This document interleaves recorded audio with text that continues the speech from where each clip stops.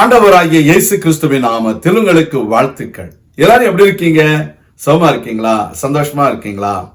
இந்த நாளிலும் ஆண்டவர் கொடுக்கிற ஆசீர்வாதமான வார்த்தை ஆதியாகமம் 21 அதிகாரம் 22 வசனம். அக்காலத்தில் அபிமெலேக்கும் அவன் சேனாபதியாகிய பிகோலும் ஆபிரகாமை நோக்கி, நீ செய்கிற காரியங்கள் எல்லாவற்றிலும் தேவன் உன்னுடனே இருக்கிறார். அருமையான தேவனுடைய பிள்ளைகளே, ஆபிரகாம் 100 வயது சென்ற பொழுது தேவனால் ஆசீர்வதிக்கப்படுகிறான். ஆபிரகாம் சாராள் தம்பதிக்கு ஈசாக்கு என்ற ஒரு குழந்தையை கர்த்தர் கொடுக்கிறார். இயற்கைக்கு மேலான ஒரு அற்புதம் நடைபெறுகிறது. வயது சென்ற இருவரும் தேவனால் ஆசீர்வதிக்கப்பட்டதை அங்கே இருக்கிறதான ராஜாவாகிய அபிமெலேக்கும் அவருடைய சேனாபதி ஆகிய பிகோலும் பார்த்து தேவன் ஆபிரகாமோடு இருக்கிறார் என்பதை அவர்கள் சாட்சியாக சொல்லுகிறார்கள். Dear children of God, Abraham and Sarah were blessed when they were bit old. They were not prepared to beget a child in that old age. Naturally, it is not possible, but supernaturally, God blessed them. That is why God gave them Isaac.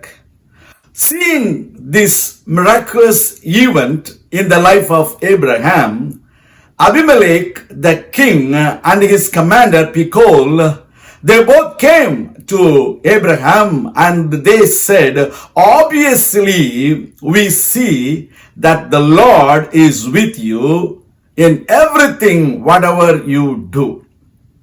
நீ செய்கிற எல்லாவற்றிலேயும் தேவன் உன்னோடு கூட இருக்கிறார் என்பதை நாங்கள் காண்கிறோம் என்று சொல்லுகிறார்கள்.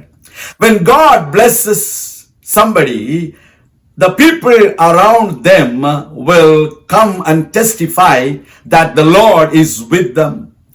The Lord is with you and the Lord is with you and your family, because God is going to do a supernatural miracle in your life. God is going to bless you when things are not correct. When things are going wrong, God is going to exalt you. When things are not favorable to you, God is going to bless you so that people will say, obviously we see that the Lord is with you in everything whatever you do. தேவனுடைய பிள்ளைகளே, உங்களை பார்க்கிறவர்கள் உன்னோடு கூட தேவன் இருக்கிறார் என்பதை நான் அறிந்து கொள்கிறேன் என்று சொல்லுவார்கள். உங்கள் வாழ்க்கையில உங்களிடத்துல பயந்து சொல்லுவாங்க, நீ எங்களுக்கு ஒன்றும் செய்திராத, எதுவும் தவறா பேசிராத, எங்களுக்கு நீ தயவு செய்ய வேண்டும் என்று சொல்லுவார்கள். They came and begged Abraham not to do anything harm, not to do anything against Abimelech, but they asked favor from Abraham.